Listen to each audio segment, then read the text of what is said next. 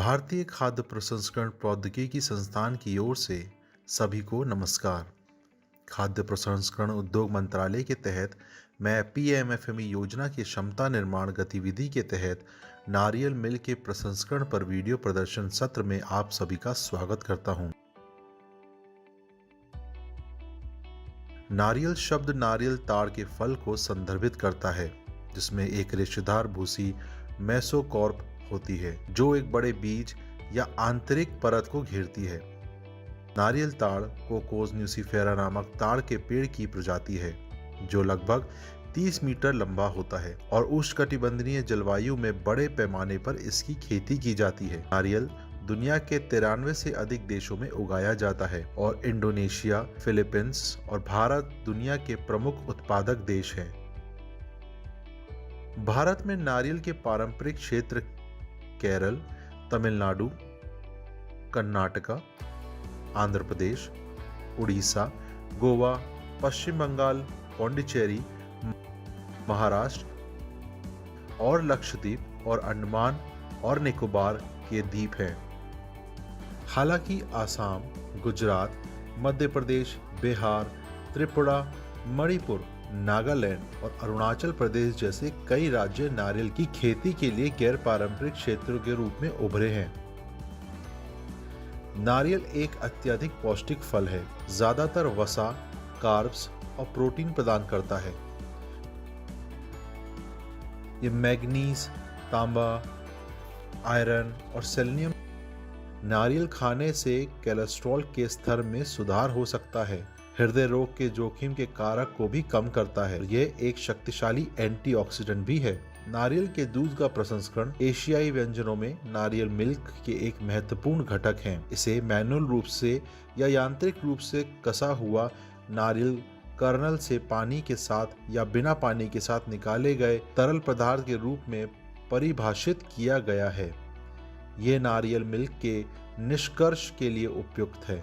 नारियल मिल्क और क्रीम को एक अद्वितीय स्वाद प्रोफाइल और मलाईदार बनावट प्रदान करता है। वसा की मात्रा के अनुसार नारियल के दूध उत्पादों को वर्गीकरण करना महत्वपूर्ण है। नारियल उत्पादों के लिए कोडेक्स मानक बताते हैं कि नारियल मिल्क में कम से कम 10% वसा, 2.7% गैर वसा ठोस और 12.7 से 25.3% कुल ठोस होना चाहिए।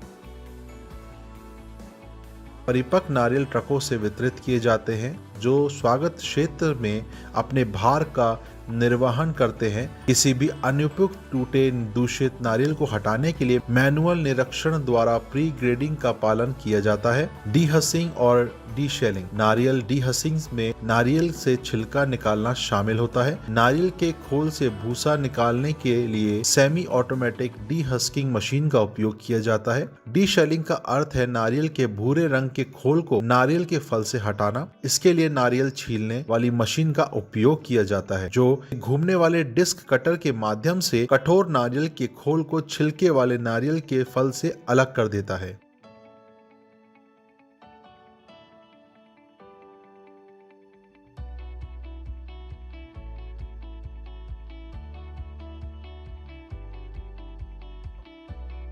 नारियल पानी की निकासी। नारियल के पानी को इकट्ठा करने के लिए ताजे छिलके वाले नारियल खुले होते हैं जिन्हें आगे किसी अन्य उद्देश्य के लिए इस्तेमाल किया जा सकता है।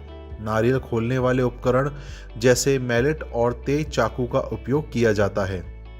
नारियल गूदा निष्कर्ष।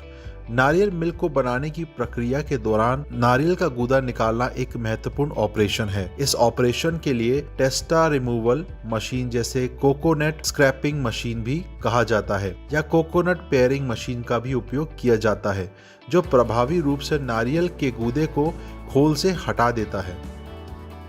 ब्लांचिंग और छटाई। नारियल के गूदे को ब्लांच करने के लिए नारियल के गूदे को नरम करने और उसके स्वाद को बनाए रखने के लिए लगभग 2 से 3 मिनट के लिए ब्लांचिंग टैंक में 80 डिग्री सेल्सियस के पानी में डुबाया जाता है। गर्म पानी से विसंक्रमित करने के बाद ठंडे पानी से छिड़काव किया जाता है ताकि पकने की प्रक्रिया को रोका जा सके।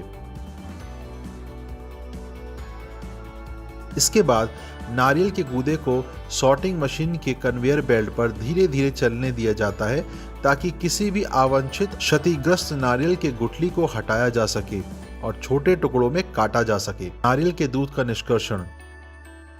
नारियल के दूध को निकालने से पहले नारियल के गूदे को हैमर मिल का उपयोग करके छोटे छोटे गुच्छे 3 से 5 मिलीमीटर में कसा जाता है। अगला कसा हुआ नारियल के गुच्छे नारियल मिल्क निकालने के लिए पेंच प्रेस की एक श्रृंखला में जाते हैं। डबल स्क्रू प्रकार के रस निष्कर्षण का उपयोग किया जाता है जिसकी उच्च उपज दर होती है जो लगभग 55% से 60% है।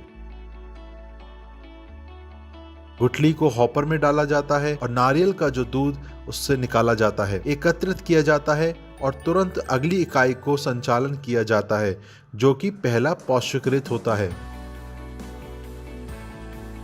पहला पॉस्चराइजेशन। नारियल मिल्क के प्रसंस्करण के दौरान 2 पॉस्चरीकरण प्रक्रियाओं का उपयोग किया जाता है। पहली प्रक्रिया पूर्व पॉस्चरीकरण करने के लिए प्लेट प्रकार के पॉस्चराइजर का उपयोग किया जाता है। इसे 15 से 20 सेकंड के लिए 50 डिग्री सेल्सियस और फिर ठंडा किया जाता है और तुरंत इसे होमोजेनाइजेशन की प्रक्रिया के लिए बेंच टैंकों में संग्रहित किया जाता है। यह प्रक्रिया बैक्टीरिया को मारकर नारियल मिल्क को पीने के लिए सुरक्षित बनाती है।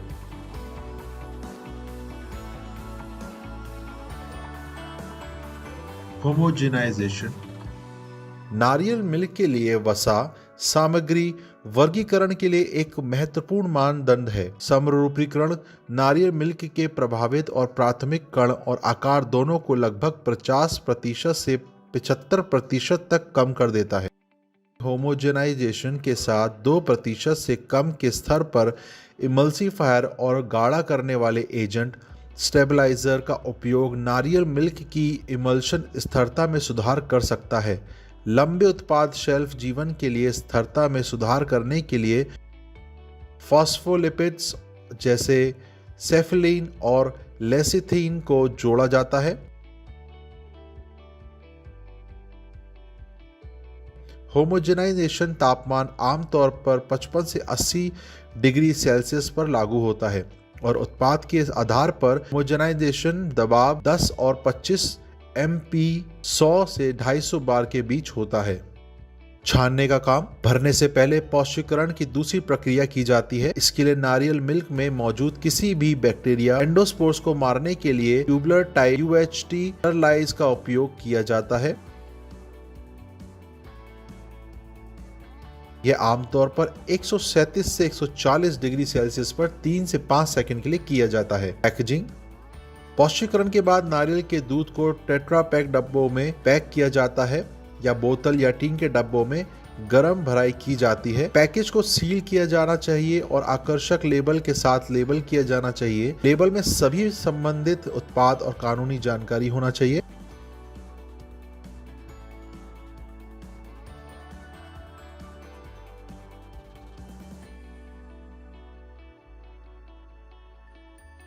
कैनिंग प्रक्रिया।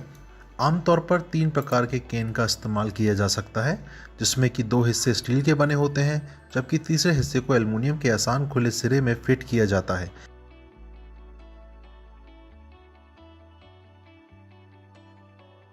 इन 3 कैन में एक तार का टाका लगाया जाता है और साइड सील को एडहेसिव से जोड़ा जाता है। 2 पीस कैन के लिए जहां बेलनाकार बॉडी और बॉटम को एल्युमिनियम के आसान ओपन एंड के साथ फिट किया जाता है, एक टीन प्लेट की छपाई और एक बेस लिकरिंग शीट द्वारा एक 3 टुकड़ा बनाया जाता है जिसे उचित आकार के लिए आयताकार आकार में काटा जाता है। भंडारण।